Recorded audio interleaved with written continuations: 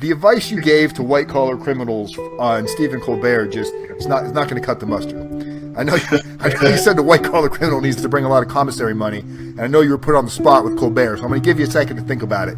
Somebody that's watching this right now, that's their first time going into prison, they're not going to the pen, they're more than likely not going to the medium, they're going to a camp or a low, whether it's a white collar, first time offender. What is some legitimate advice that you wish somebody had given you earlier on in life?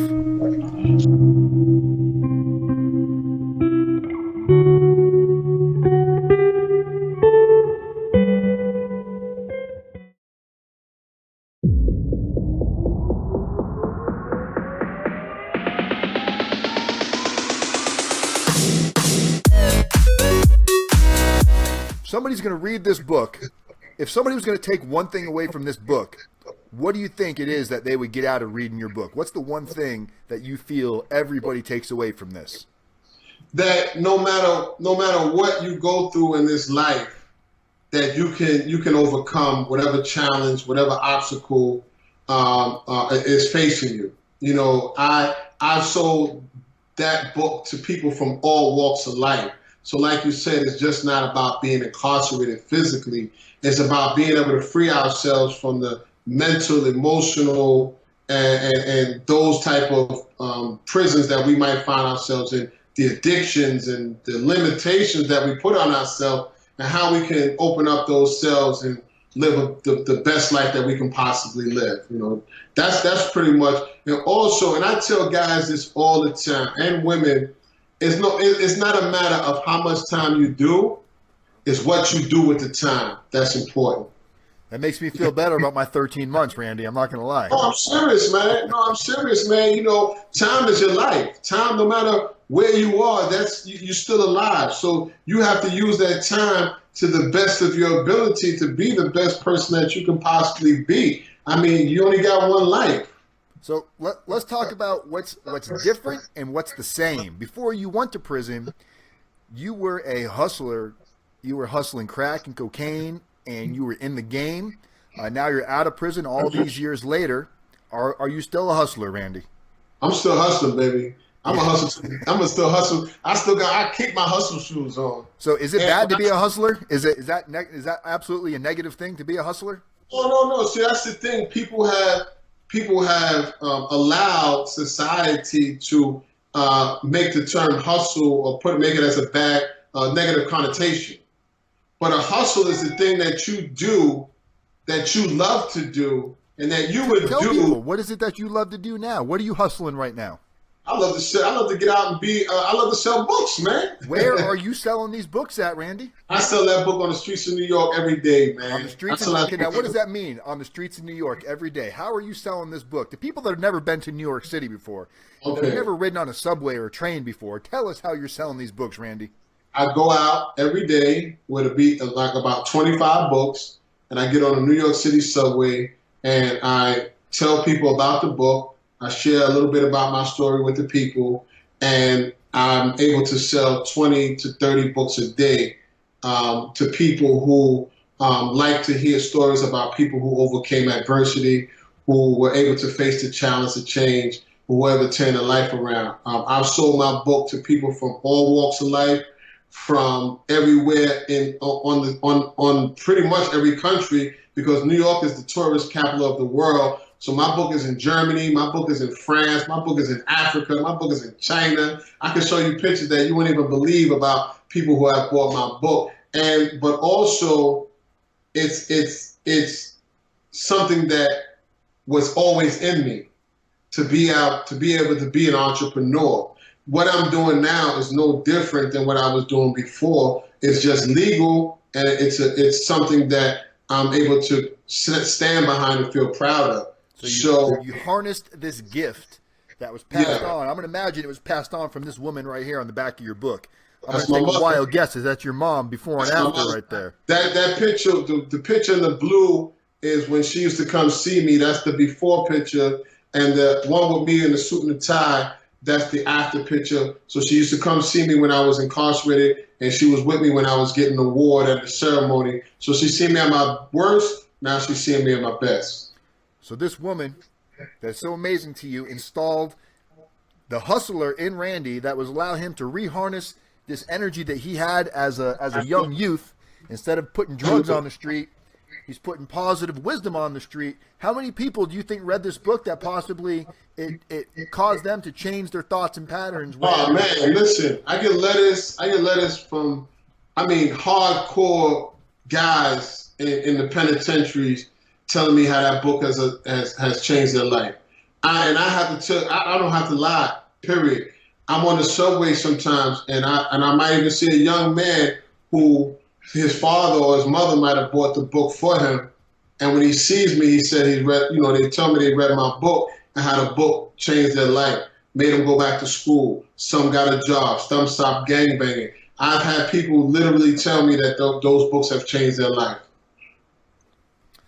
Well, when this is over, Randy, we want to actually, anybody that wants to, we want to send some of these books to a couple of our guys in prison that I don't have a book.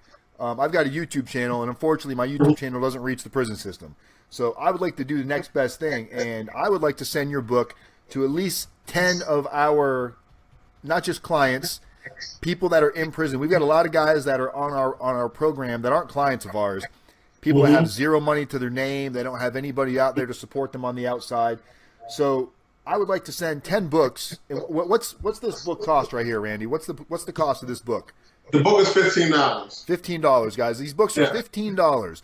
What I'm going to ask you guys to do right now that are watching this, there's a donate button on the YouTube channel on the bottom of the chat icon, a little money symbol.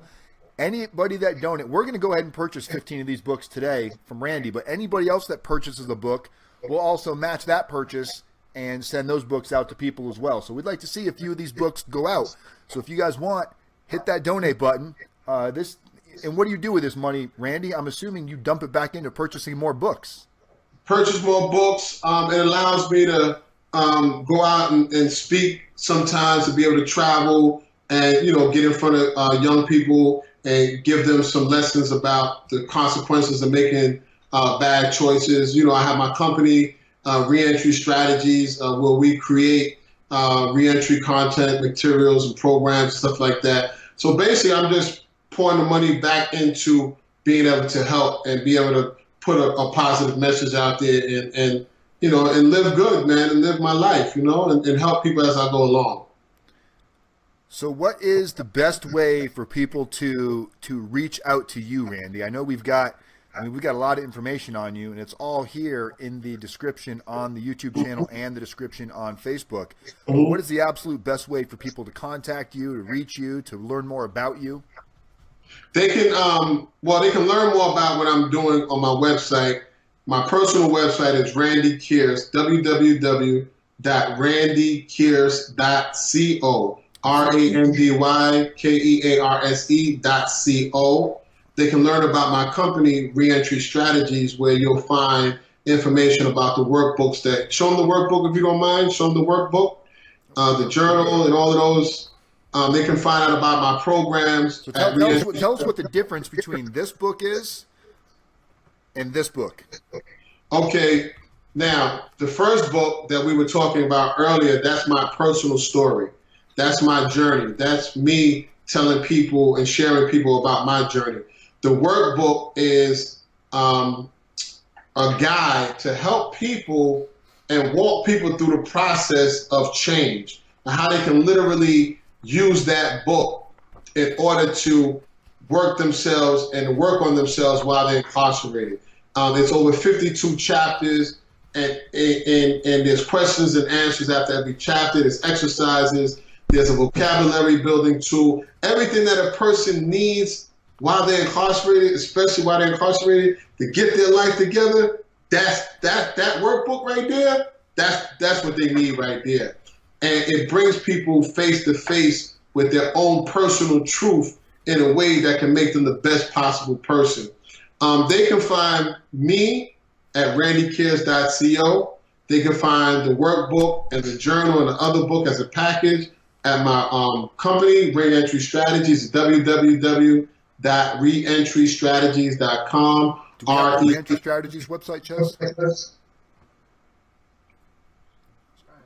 reentrystrategies.com, right, Randy? Reentrystrategies.com. We're going to post that in the room too, because I don't think I have that one. And then this, And this is the journal, correct? Yeah, that's the journal where a person can use that to pretty much document their journey of thinking as they're going through that process of change. There's a daily, weekly, and monthly input, and it's a lot of questions that a person has to answer, and you kind of be able to reevaluate your thinking, and all of that stuff is awesome, man. Now, from listening to your story and explaining how you started writing your book, you didn't just have this epiphany to start writing a book. You were, like you said, you were writing your brother. So it sounds like to me, somebody starting to journal their life in something like this, whether they're in prison or they're out in the free world going through, even if you're not having the toughest time in life, journaling what you're doing, to me, seems like that could be an inspirational tool. Absolutely. That might grow you to write your own book at some point. Absolutely. I mean, we all have a story to tell. And it's up to us to tell it. And no matter what a person goes through, we can all learn we can always learn something from someone who's been through something. Something tells me you were reading that book too when you had some time, Randy. A little bit, not a lot. I'm not your cup of tea. Not. I mean, not as much as other people. You know what I mean? Hey, everybody's got their thing. Yeah. I had that. I had Tony Robbins. I had, I wish I would have had a Randy Kearse in there to, because you definitely, I was the kind of guy that I gravitated to people that I was so terrified of hearing these rumors of once you're in the system, there's no getting out of the system. So I was constantly trying to figure out what it was that was bringing people back in. And it seemed so evident to me that you all cared way too much about who was controlling the TV room, what was going to be for chow, fighting with your spouses. So I never felt that I was actually going to come back, but I was still afraid of it because I hadn't been released yet. What happens is too, and I started taking stock of, when I see someone go home and wind up coming back, they always would have an excuse, about what happened. Their fault. It was never their fault. They got set up. It was the PO's fault. It was, nobody wants to take responsibility for their life. And that's what I talk about. You have to take responsibility. You can't play the blame game. You have to take responsibility for your life. And once you can take responsibility for your life, you start to take control of the decisions and the path that you're going from that point on. I can blame people and all that, but ultimately it's all about you and the decisions that you make. And what I know, when I was in federal prison, they didn't give you a lot of resources or tools to help you make that mind shift.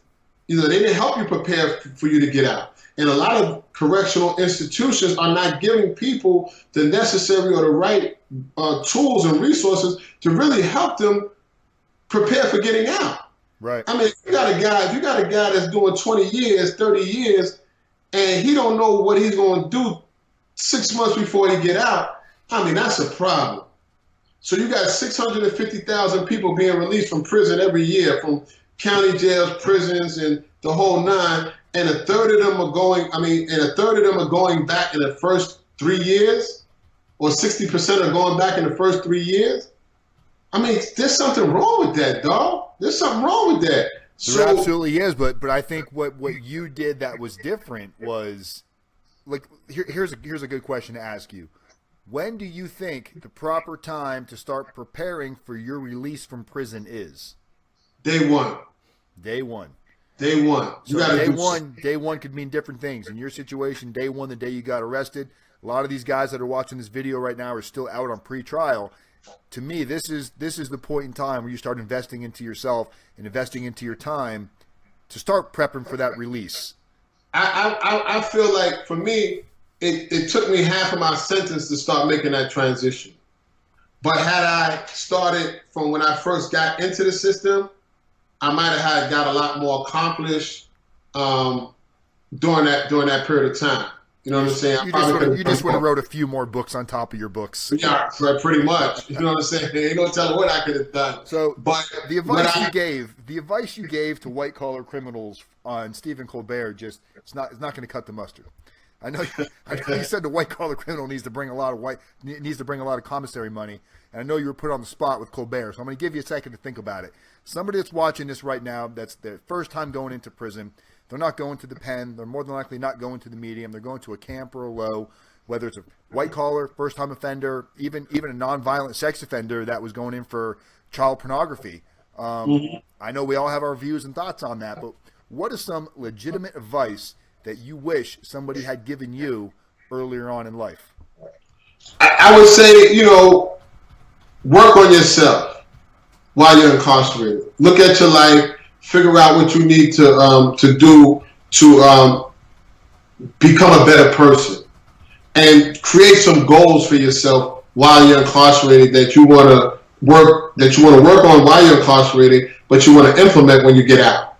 Come up with a plan. Have a plan. Not only a plan for when you get out, but a plan for you during the whole time that you're incarcerated. How you're going to use that time. What are you going to do with that time? How are you going to spend that time? Time management is very important. It's very important whether you're incarcerated or you're out. So what are you going to do to manage your time, and how are you going to use your time, and what are you going to do to get the best out of this experience? That's what I would advise somebody. I think that's really great advice, and it doesn't get a whole lot better than that. Randy's been down that road. He's got a new game plan. Man. Both have. Look at you, man. We both, and I appreciate that. Things too, man.